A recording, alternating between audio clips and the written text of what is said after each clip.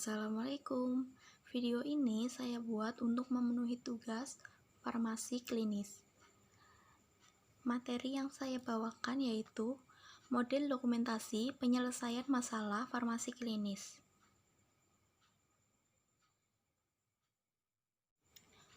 Model dokumentasi penyelesaian masalah farmasi klinik meliputi 1. Reka medis, 2. Terminologi dan medis singkatan, 3. Model dokumentasi.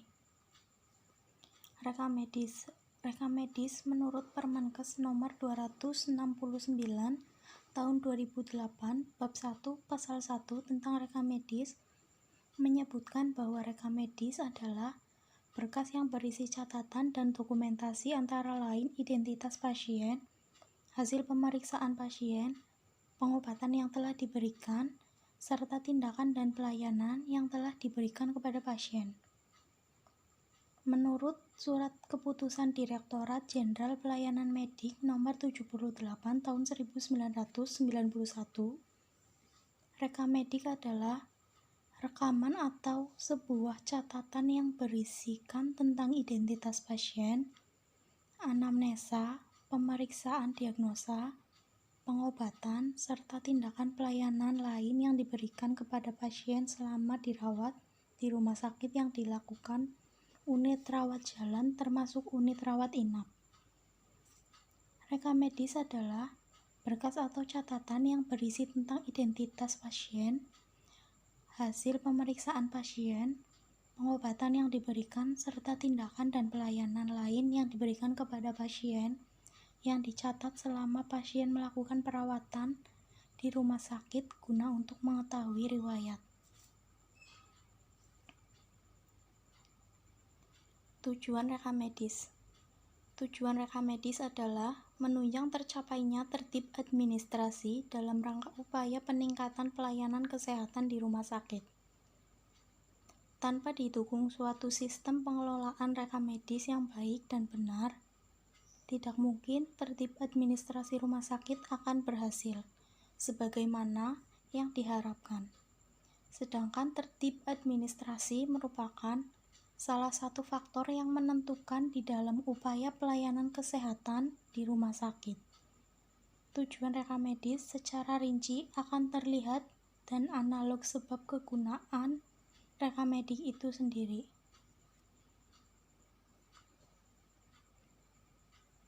Kegunaan reka medis. Kegunaan reka medis dapat dilihat dari beberapa aspek antara lain aspek administrasi, yaitu suatu berkas reka medis mempunyai nilai administrasi karena isinya menyangkut tindakan berdasarkan wewenang dan tanggung jawab sebagai tenaga medis dan paramedis dalam mencapai tujuan pelayanan kesehatan. Aspek medis, yaitu sebagai dasar untuk merencanakan pengobatan atau perawatan yang harus diberikan kepada seorang pasien. Aspek hukum, yaitu suatu berkas reka medis mempunyai nilai hukum karena isinya menyangkut masalah adanya jaminan kepastian hukum atas dasar keadilan dalam rangka usaha untuk menegakkan hukum serta menyediakan bahan bukti untuk menegakkan keadilan.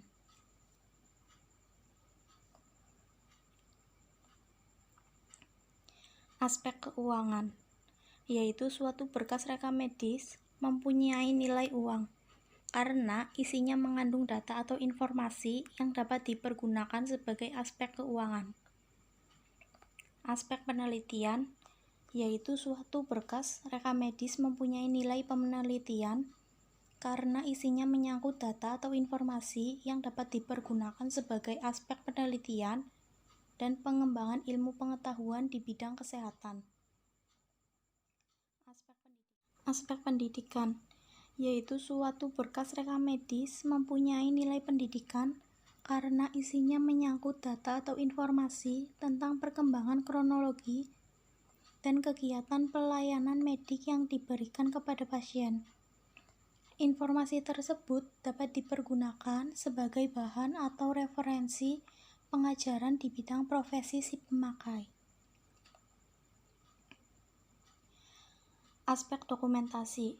Suatu berkas rekam medis mempunyai nilai dokumentasi karena isinya menyangkut sumber ingatan yang harus didokumentasikan dan dipakai sebagai bahan pertanggungjawaban dan laporan rumah sakit.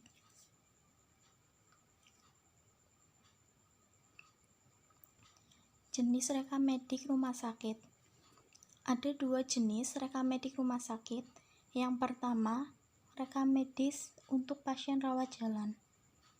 Rekam medis untuk pasien rawat jalan termasuk pasien gawat darurat yang berisi identitas pasien, hasil anamnesis, yaitu keluhan utama, riwayat sekarang, riwayat penyakit yang pernah diderita, riwayat keluarga tentang penyakit yang mungkin diturunkan atau yang ditularkan di antara keluarga. Hasil pemeriksaan meliputi fisik laboratorium, pemeriksaan kasus lainnya, diagnostik kerja, dan pengobatan atau tindakan. Pencatatan data ini harus diisi selambat-lambatnya 1 kali 24 jam setelah pasien diperiksa. Yang kedua, rekam medik untuk pasien rawat inap. Rekam medik untuk pasien rawat inap hampir sama dengan rekam medik untuk pasien rawat jalan, kecuali persetujuan pengobatan atau tindakan, catatan konsultasi, dan catatan perawatan oleh perawat dan tenaga kesehatan lainnya, catatan observasi klinik, hasil pengobatan, resum akhir, dan evaluasi pengobatan.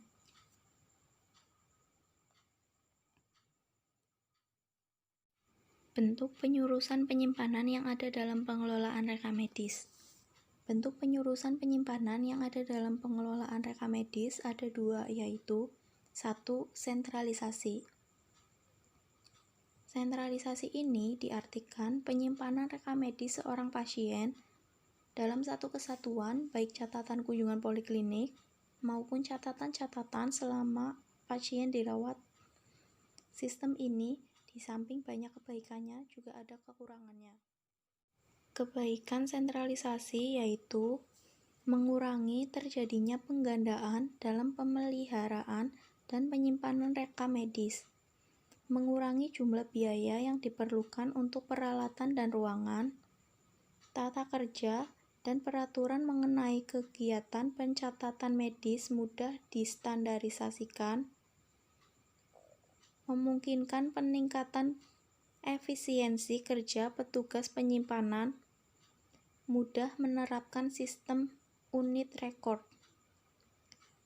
Kekurangan sentralisasi yaitu petugas menjadi lebih sibuk karena harus menangani unit rawat jalan dan unit rawat inap. Tempat penerimaan pasien harus bertugas selama 4 jam. Bentuk penyurusan penyimpanan yang ada dalam pengelolaan rekam medis yang kedua yaitu desentralisasi. Dengan cara desentralisasi, terjadi pemisahan antara rekam medis poliklinik dengan rekam medis penderita dirawat. Rekam medis poliklinik disimpan di satu tempat penyimpanan, sedangkan rekam medis penderita dirawat disimpan di bagian pencatatan medis. Kebaikan desentralisasi yaitu efisiensi waktu, sehingga pasien mendapatkan pelayanan lebih cepat, beban kerja yang dilaksanakan petugas lebih ringan. Kekurangan desentralisasi yaitu terjadi duplikasi dalam pembuatan rekam medis, biaya yang diperlukan untuk perawatan dan ruangan lebih banyak. Terminologi dan medis singkatan. Terminologi kesehatan merupakan bahasa profesi kesehatan yang digunakan sebagai sarana komunikasi antara mereka yang berkecimpung langsung atau tidak langsung di bidang pelayanan kesehatan. Ilmu terminologi kesehatan ini sangat kompleks dan meliputi riwayat istilah, sumber kata, singkatan medis, anonim, dan sistem tubuh, serta penyakit dan prosedur tindakan medis. Terminologi kesehatan yang berasal dari bahasa Yunani, Latin, Jerman, atau bahasa asing lain dapat diubah ke bahasa Indonesia sesuai aturan EYD yang berlaku di saat ini. Penulisan terminologi kesehatan menggunakan huruf biasa tegak. Tetapi perlu diingat jika ada tulisan, terutama pada tulisan resmi, jika menggunakan bahasa asing maka harus ditulis huruf italik atau huruf miring. Komponen kata. Yang pertama yaitu root atau akar kata. Root atau akar kata pada terminologi kesehatan dapat berasal dari bahasa sumber seperti Yunani atau Latin yang terletak di tengah di antara prefix dan sulfix atau pseudosufix.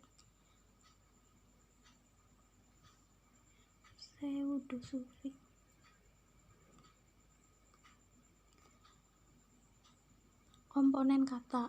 Root atau akar kata.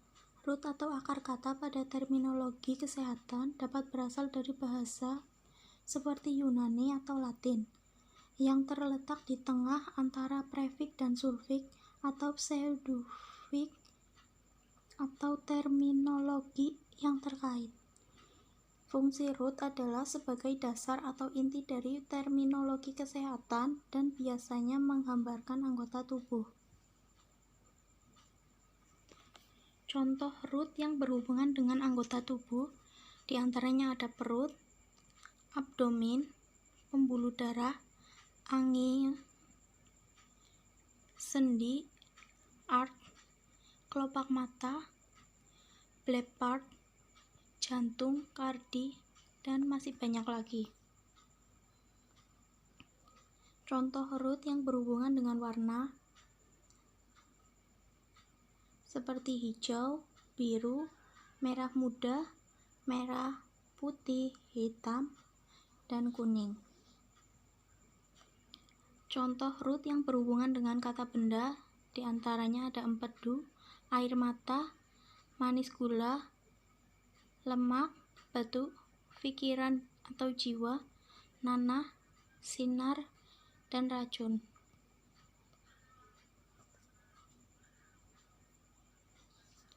Komponen kata yang kedua yaitu prefix. Prefix atau lawanan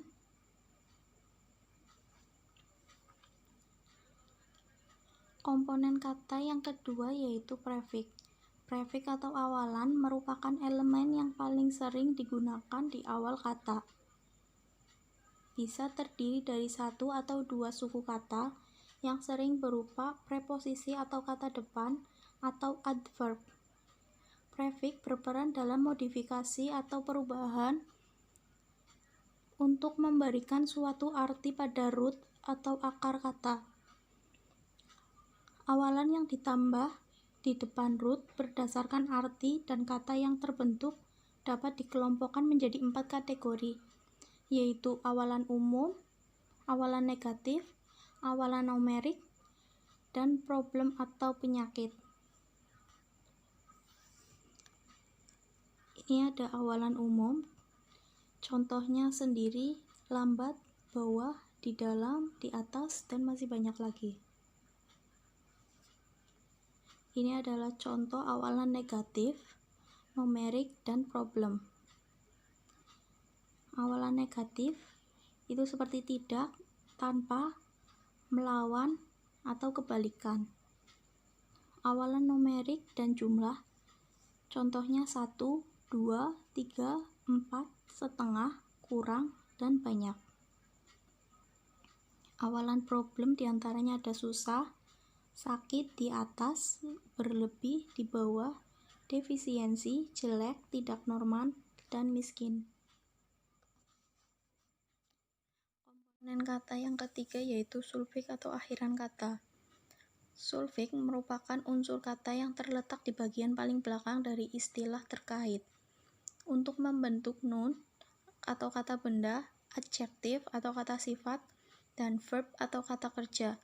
Sulfix menunjukkan apakah terminologi berkaitan dengan diagnostik, kondisi abnormal, dan prosedur atau pengobatan, sehingga peristilahan kesehatan dapat diklasifikasikan menjadi sulfix umum, sulfix diagnostik atau penyakit, sulfix operatif atau tindakan bedah, dan sulfix prosedur atau pengobatan. Contoh sulfik umum diantaranya ada berkaitan dengan sel darah, menghasilkan pembentukan protein, proses perekam, dan masih banyak lagi.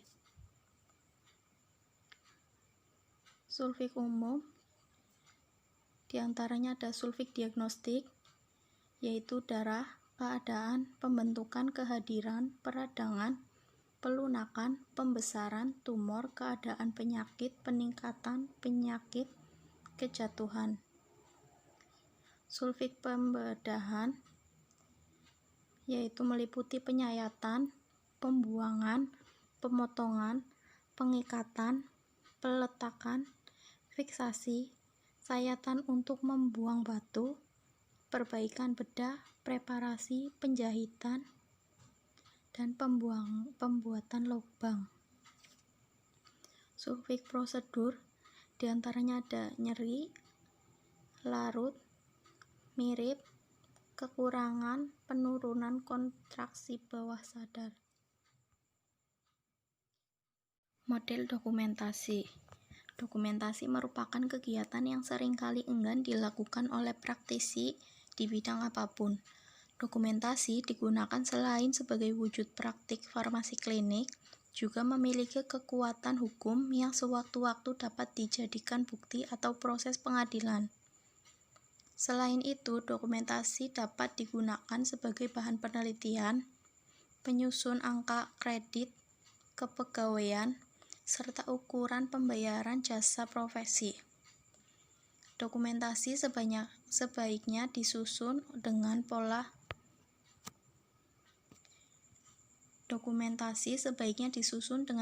SOAP, yaitu subjektif, objektif, assessment, dan plan, agar memiliki kesinambungan pola pikir dengan profesi kesehatan lain yang sudah lebih dulu menulis menggunakan pola tersebut.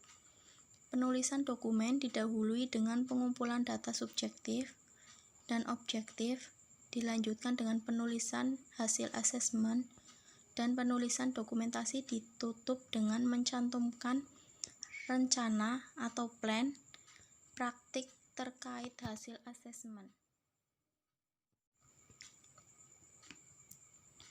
Model dokumentasi data subjektif. Data subjektif adalah data yang bersumber dari pasien atau keluarganya atau orang lain yang tidak dapat dikonfirmasi secara independen. Agar selaras dengan SOAP profesi lain, maka data subjektif dapat berupa keluhan pasien terkait obat atau penyakit. Selain itu, riwayat obat atau penyakit yang diperoleh dari pengakuan pasien dapat pula dituliskan dalam data subjektif. Riwayat obat atau penyakit sebaiknya digali terlebih dahulu dengan menelusuri rekam medik. Bila dari data rekam medik tidak jelas atau tidak ada atau diperlukan konfirmasi, maka pengumpulan data subjektif dilanjutkan dengan wawancara pasien atau keluarga terdekat yang tinggal serumah. Model dokumentasi data objektif. Data objektif adalah data yang bersumber dari hasil observasi pengukuran yang dilakukan oleh profesi kesehatan lain. Contoh, tekanan darah, hasil laboratorium, hasil pemeriksaan USG, hasil bacaan foto torak, hasil bacaan CT scan yang mendukung problem medik, diagnosa, somobrit, underlying diseases, atau DRP yang akan kita tulis sebagai hasil asesmen. Model dokumentasi asesmen. Hasil asesmen yang ditulis dalam lembar CPPT pada RM adalah berupa DRP. Proses asesmen analisis hingga menghasilkan DRP tidak perlu dinyatakan dalam rekam medik. Bahasa penulisan DRP sebaiknya tidak bersifat kaku, tetapi lebih menerangkan problem terkait obat yang akan kita sampaikan, sehingga bisa dinyatakan dalam bentuk kalimat. Bahasa penulisan DRP tidak harus mengikuti kategori DRP yang tercantum dalam berbagai literatur farmasi klinik. Model dokumentasi, plan, rencana pelayanan kefarmasian atau RPK. Apoteker memformulasikan RPK sesuai DRP yang ditemukan. Bila dijumpai DRP lebih dari satu buah, maka penulisan plan sebaiknya diberi nomor berurutan ke bawah. Plan dapat memuat hal-hal berikut. Yang pertama, rekomendasi terapi obat untuk setiap DRP lengkap dengan dosisnya. Kedua, rencana monitoring terapi obat atau MOT. Ketiga, rencana konseling. Ketiga, hal tersebut tidak harus selalu ada bersamaan. Mungkin tidak ada rekomendasi, tetapi ada monitoring atau hanya konseling, khusus ketika pasien akan KRS.